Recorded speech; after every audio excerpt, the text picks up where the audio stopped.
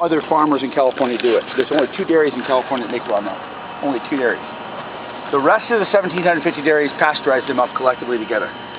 The way that you effectively make raw milk is about making the right kind of conditions for the cow. If you have a cow that's in sunshine, on grass, no antibiotics, no grain, no hormones, nothing weird, lots of sunshine, you set up the right kind of conditions for her to produce milk which does not have bad bacteria in it. It has good bacteria but not bad bacteria. It's not just about cleanly milking the cow, it's about the conditions the cow is in. Internally the conditions, physiologically in her gut, and externally what's going on in the sunshine and everything else. If you go to a regular dairy out down any street in California and you go up to that dairy, you'll find an entirely different set of conditions most of the time. There are some organic dairies there, and maybe, I haven't seen one yet. Maybe there's a conventional dairy out there, I don't know. I'm not going to say there doesn't exist, but I haven't seen it yet. I've looked at a lot of dairies that do not have these kind of conditions. The conditions they're going to have are shades, concrete, wash water running through everything, very wet conditions, lots and lots of grain, fermented foods like silage, antibiotics for sure, antibiotics, lots of antibiotics. Hormones, absolutely. They give a lot of hormones to stimulate the cow to ovulate because their milk production is so high that they won't naturally ovulate. Artificial insemination most all the time, no bull breeding. No sunshine on the cows, hardly ever. Cows are never out in the sun, in pastures, and don't have any pasture. Now, why is pasture important? Grain changes the gut to be more of a fermentation like a distillery. It really drops the pH down low and different kinds of bacteria grow in the gut. Versus pasture, which has a normalized pH which is much higher. So, conditions is the name of the game. Now, that's trusting in Mother Nature. That's part of the equation. The other part of the equation is verify. Trust with Mother Nature and the conditions, and then back it up with good technology to make sure that what you've done is effective, and you test like crazy to make sure you don't have any bad bacteria. Now, we know Mother Nature is right on because, why? 10 years of continuous testing, and we haven't found a bad bug in our milk yet. We know even more that Clareville Dairy, the other small milk dairy in California that produces raw milk for humans, started in 1927. And in 83 years of testing, guess how many bad bugs they found in their milk? 0. So when you don't commingle your milk with other dairies, you just have your dairy, your creamery, your consumer testing, you have it approaches perfect. I don't know if it is. I don't think it is. It's not possible to be perfect. But the bottom line is it gets darn close to really, really perfect in terms of you're not going to find bad bugs. The problem is this. Here in California, we have a subset of regulations that allow us to produce raw milk for human consumption. But it's only in California. There are 6 states that allow raw milk for human consumption. The rest of the states, it's either illegal or black market or whatever. And those regulations are regulated by the FDA under a federal ordinance of all states. So you have the states that set the rules for raw milk for human consumption, like we've got, and then you've got the federal ordinance setting the rules for raw milk for pasteurization for the whole entire country. And the problem is this. Let's say you just love raw milk in California. You just think it's the greatest thing in the world. And you brag about it on the internet, you're blogging, you're twittering, and you're doing all the stuff you do. Your girlfriend in Ohio, let's say, says, hey, you know, I want raw milk too. Because it's so good for your intestines, the good bacteria, and your asthma goes away, and my gosh, it's just great stuff. So she goes down to her local dairy to get raw milk. Is that raw milk like this milk? That's where you have the problem. And it's happened a lot in America, where you don't have good regulations. You have a black market system where people go, oh, I'm jealous of California. I'm going to go find some raw milk because it's such a great product. And the family goes out to a local dairy, and sometimes, not all the time, but sometimes they run into a problem where there's a bad bug out there and they get sick because they're not testing and they don't have the same kind of conditions. So you can see where the thing is. And then you got to remember that here's our dairy over here, here's the processor here, here's the consumer over here. And there's all these other dairies over here, and everybody goes to the processor. All right? Well, the dairy sends the milk to the processor pasteurizes it, standardizes it, homogenizes it, everything, and then it sends over to the consumer. These guys make all the money in the conventional milk market. We bypass the processor and go direct to the consumer, and we make the money, and the consumer gets the nutrition. Now, here's the problem. Those processors are so pissed off at us because we bypass the profit position of the processing step. They want to say anything they can negative about raw milk because it's going to take away their position, their critical position in terms of making a lot of money. In fact, the FBI right now is investigating Dean's Foods for having all-time profits in the last 3 years when there's been terrible bankruptcy-level milk market prices for the farmers. There's been over 100 dairymen commit suicide in the last 4 years in the United States because milk prices were so low they couldn't make their payments, couldn't feed their families, and all they could do was just give their lives a life insurance policy. So this is a completely different kind of paradigm and belief process, understanding, appreciation. And so what you're going to find is negative rumor, negative information, negative data, beat them up, beat them up, beat them up on raw milk, even though the CDC website, the Centers for Disease Control, I don't know if you know about that, but it's a place where they catch all the data on medical illness.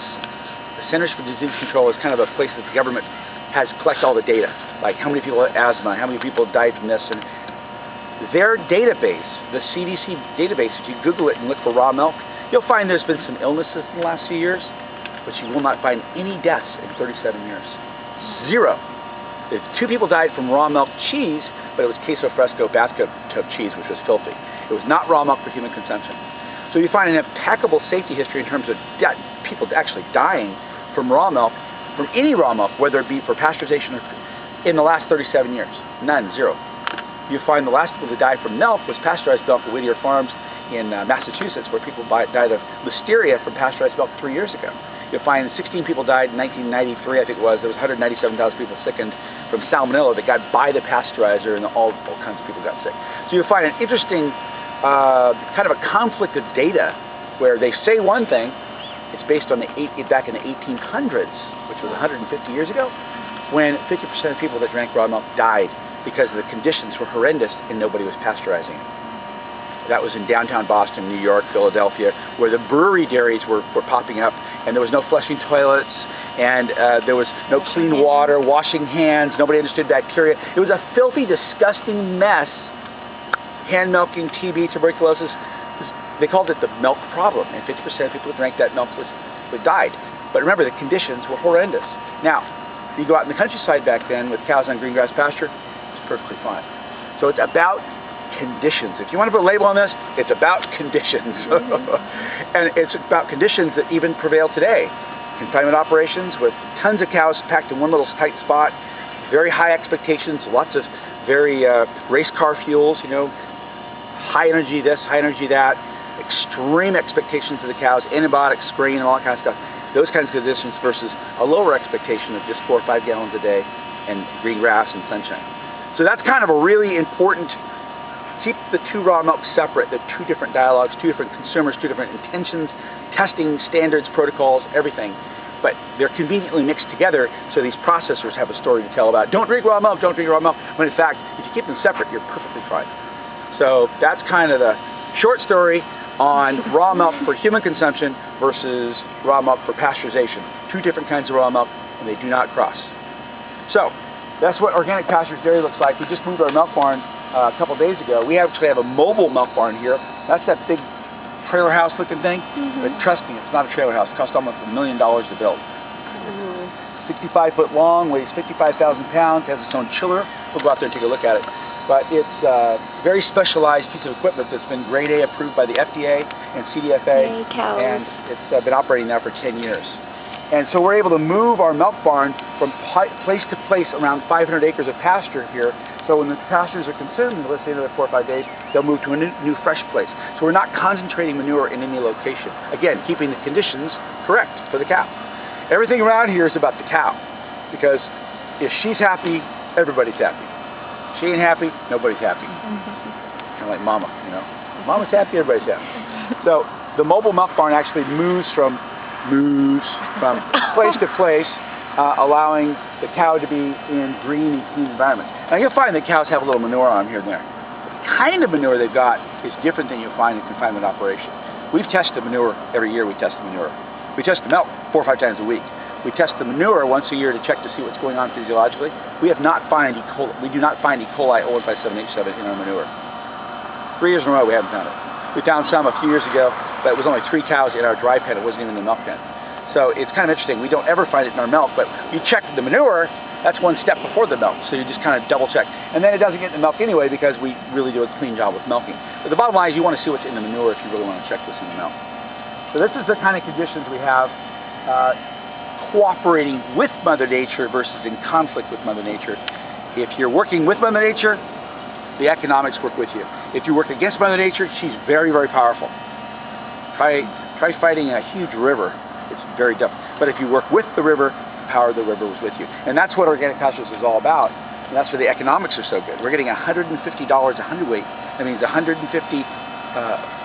for every 100 pounds of milk we produce. These guys down the street are just starting to break even again. They were $9 to $12 a hundredweight. Now they're $15 a hundredweight. So we are 10x, tenfold the value in our milk, and we cannot keep it on the shelf in California. It's in LA and San Francisco just blowing away, just blowing. Because it's used as a medical superfood. It's like breast milk. Breast milk is very, very good for babies. Raw milk, similar in terms of value. In fact, that brochure I gave you shows how breast milk stabilizes mast cells in the whole histamine allergy response, where pasteurized milk actually causes a lot of allergies and mucus production because the dead bacteria triggers everything in your body to go crazy. Raw milk actually stabilizes it. That's what you find in breastfed kids. And it's very, very effective food for asthma because of the inflammation being decreased. Very, very good for irritable bowel syndrome, ulcers, GERD, ear infections in kids. Protects because if you have a strong immune system, you generally don't get infections. Or if you do, it's a very short-lived one, or one that's low amplitude and recover quickly. Your immune system works right. In America, we've depressed our immune systems really, really hard. I mean, bad. Antibiotics kill off the good bacteria in your gut. The immune system is made up of the good bacteria in your gut. 80% immune system function and strength comes from the biodiversity of good bacteria in your gut. So if you don't have good bacteria in your gut, you begin to have a weakened immune system. In America, we put antibiotics in our bodies, which kill off that immune system. Sterilized foods don't give you the inoculum to get that good bacteria in your gut. And then preservatives in our foods kill off bacteria too. So we kind of have an American lifestyle that's all dead food, you know, no enzymes, no good bacteria, things Purell Nation, you know, antibiotics. So when you put raw milk in there with 100 different kinds of good bacteria, like the yogurt bacteria, about 100 different kinds of it, you re-inoculate your gut with these good bacteria. Now your body can do battle with protecting against invasion from bad bacteria out there. Because you've already got all their uncles and cousins in there taking up residence saying, hey, I'm not worried about you, I know you, get out of here.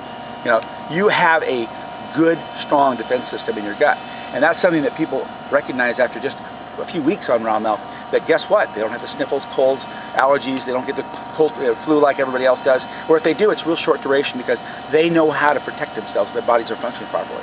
But this is not, it's like heresy that I say this, because remember in America that there's a pill for every ill. You take drugs for everything. If you're sick, go to the doctor, go to the doctor, go to the doctor. Well, going to the doctor is the third leading cause of death if you look at the CD2 website. If you look at all the reasons why people die, they die in the hospital. They are in the hospital from chronic diseases. There's not a preventative measure in this country in terms of trying to prevent disease. It's just like, do whatever you want, don't take any personal responsibility, and go to the doctor if you get sick or overweight or diabetic or whatever. And get a pill to fix it. And get a pill to fix it. Well, let me tell you the side effects on pills. I'm doing a presentation this evening on asthma. The Fresno Pediatric Hospital has invited me on the First 5 program to do this big presentation on preventing asthma. One of my first slides is on Symbicort. Symbicort is an asthma medication. Well, one of the side effects is increased death from taking the pill. And asthma-related symptoms are increased. There's this whole page of side effects. Now, it may have an improving effect on some people, but I tell you what, the overall side effect of the long-term use of this stuff is actually very tragic. And so, you know, what we're talking about here is preventative medicine through health and nutrition. Raw milk doesn't have any side effects at all. So food is your medicine versus a pill for every ill. Hippocrates was the Greek father of medicine 2,400 years ago. He said, let food be your medicine and medicine be your food. And that's what we're all about here in terms of preventing disease through nutrition so people don't get sick to begin with. So, speech over.